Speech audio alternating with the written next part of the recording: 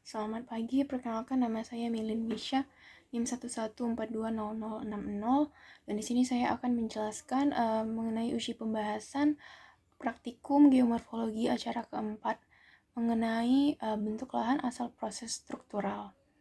Jadi di praktikum kali ini diharapkan mahasiswa dapat memperoleh pemahaman dan mengenai penafsiran dan juga analisis berbagai macam elemen geomorfologi seperti litologi batuan, struktur, dan juga pola aliran sungai.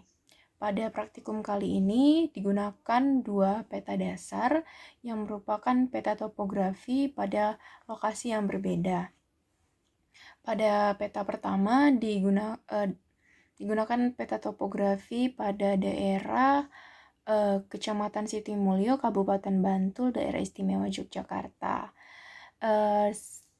Peta ini diberikan pada skala 1:57.000, dan kemudian peta yang kedua merupakan peta yang sama, peta topografi pada daerah Kabupaten Kebumen, Provinsi Jawa Tengah. Peta yang kedua ini memiliki skala 1:25.000. Pada praktikum acara keempat, mahasiswa atau praktikan diminta untuk menganalisis bentuk lahan struktural pada dua peta tersebut. Pada peta pertama, dilakukan analisis untuk menemukan kemungkinan bentuk lahan asal proses struktural.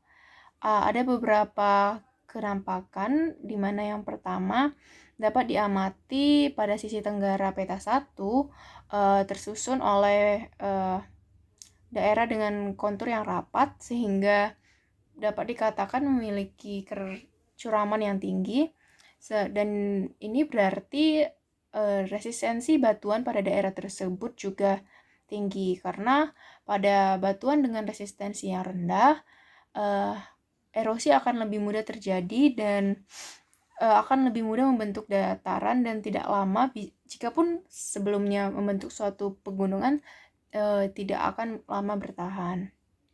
Kemudian dapat juga diamati suatu pola aliran sungai yang membentuk kelokan yang sangat tajam, hampir pada 90 derajat, pada sudut 90 derajat.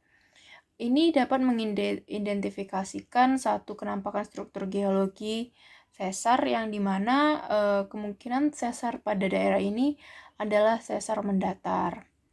Sesar mendatar ini bergerak saling bergesekan satu sama lain dan diakibatkan oleh pergerakan batuan dengan arah horizontal akibat gaya yang diterima pada batuan tersebut.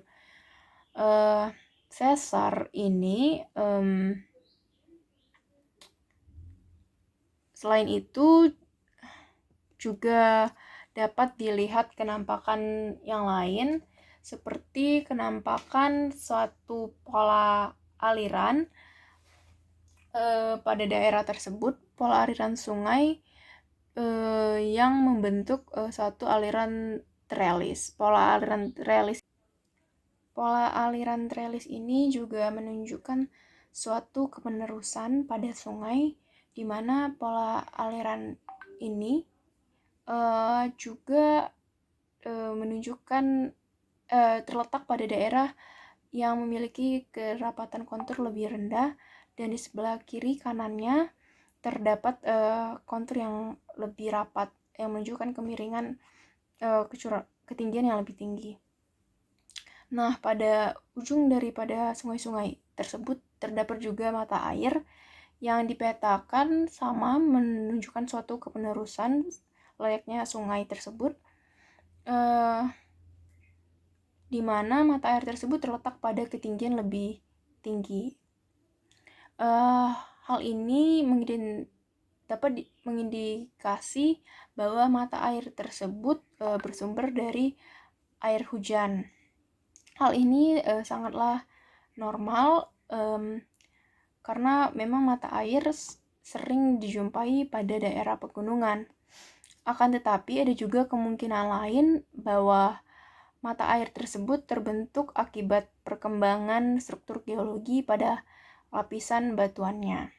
Ataupun juga mata air tersebut terbentuk akibat perbedaan elevasi di mana batas suatu akuifer terletak lebih tinggi dari suatu dataran lainnya. Kemudian dilakukan juga analisa pada peta yang kedua menggunakan metode eksagerasi untuk dapat melihat penampang profil topografi menggunakan dasar yaitu dua sayatan A aksen dan sayatan B aksen. Pada daerah peta kedua, pada utara daerah peta kedua dapat dilihat perbedaan ketinggian dari 500 mdpl ke ketinggian 50 mdpl. Hal ini dapat mengindikasikan satu struktur geologi lipatan ataupun kemungkinan terjadinya pengangkatan. Lipatan sendiri juga terbentuk karena adanya deformasi batuan akibat gaya tekanan tektonik. Nah, terhadap hal ini kemudian mempengaruhi pola aliran sungai yang dimana pada peta kedua dapat diamati pola aliran sungai Pineid. Pola aliran ini adalah aliran sungai yang mana muara anak sungai membentuk sudut lancip terhadap sungai induknya. Dan sungai seperti ini biasanya terdapat pada daerah yang terjal. Lalu dilakukan juga analisis potensi bencana yang dapat terjadi pada kedua area tersebut. Pada daerah pertama diidentifikasi kemungkinan terjadinya banjir, sementara di daerah kedua diidentifikasi kemungkinan terjadinya pergerakan massa tanah. Mengapa demikian? Karena pada peta pertama diamati adanya aliran-aliran sungai pada lahan yang memiliki kemiringan lereng yang tinggi, sehingga dapat kita lihat jika sungai tersebut sedang memiliki volume air yang besar seperti pada masa musim penghujan, serta kemudian ditambahi dengan gaya yang diberikan dari perbedaan ketinggian yang cukup tinggi, maka dapat memberikan gaya yang cukup besar pada batuan di sekitarnya, batuan atau tanah di sekitarnya. Tentu saja jika terjadi terus-menerus akan menyebabkan erosi.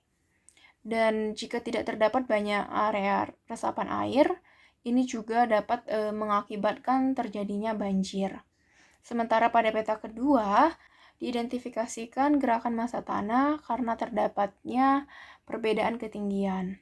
Untuk mencegah terjadinya pergerakan massa tanah, dapat dilakukan penanaman ataupun vegetasi atau konservasi tanah dengan berbagai macam metode, dan juga memastikan untuk tidak memberikan beban yang terlalu berat pada daerah yang tinggi, seperti halnya membangun perumahan yang padat dengan menggunakan bahan yang berat, ataupun dengan membangun jalanan yang menjadi akses untuk truk-truk dengan barang angkutnya yang berat. Bentuk lahan struktural ini sendiri memiliki banyak contohnya seperti keterdapatan sesar ataupun patahan ataupun lipatan dan ataupun dome dan lain sebagainya.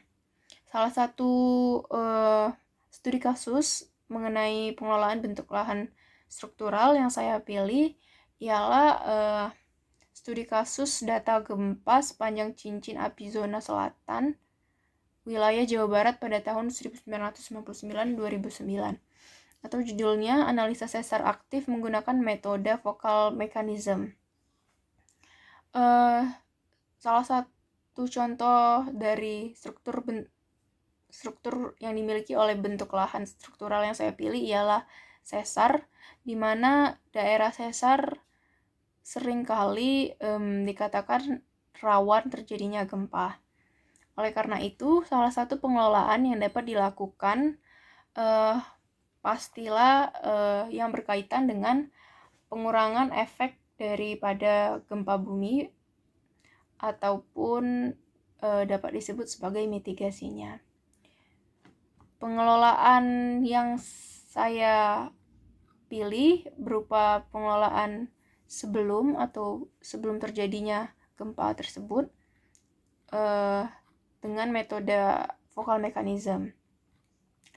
Metode focal mechanism ini membentuk suatu bola di mana bola vokal yang memiliki bentuk 3 dimensi yang menganalisa arah gerakan dari gelombang.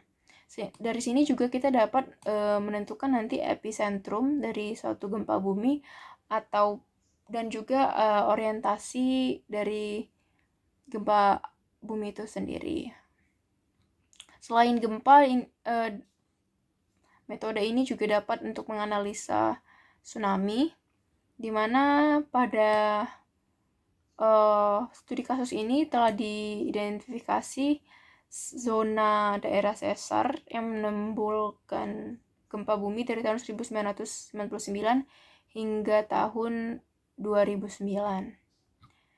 Nah, dari data yang diperoleh dengan metode focal mechanism ini, maka akan dapat menunjukkan arah gelombang tsunami dan juga kuadran-kuadran kompresi ataupun dilatasi yang terdapat pada Provinsi Jawa Barat. Nah, mitigasi prabencana dapat dilakukan melalui data ini dengan melihat arah sebaran gelombang gempa, potensi serta keadaan geologi. Ini dapat menjadi pijakan untuk pembangunan tahan gempa di daerah tersebut, pengelolaan daerah pantai, dan juga sosialisasi kepada masyarakat. Melalui acara 4 ini banyak manfaat yang dapat kita peroleh sebagai mahasiswa teknik lingkungan, di mana kita dapat mengidentifikasikan proses-proses yang terkait geologi yang pernah terjadi pada suatu daerah. Dengan itu kita juga dapat mengenali bentuk lahan yang kita amati sekarang dengan lebih baik. Kita juga dapat memperkirakan posisi mata air ataupun konservasinya, dan juga untuk memprediksi struktur geologi serta pemetaan batuan. Dan lagi-lagi informasi mengenai bentuk lahan proses struktural ini dapat digunakan untuk merancang tata ruang wilayah daerah tersebut. Sekian dari saya dan terima kasih.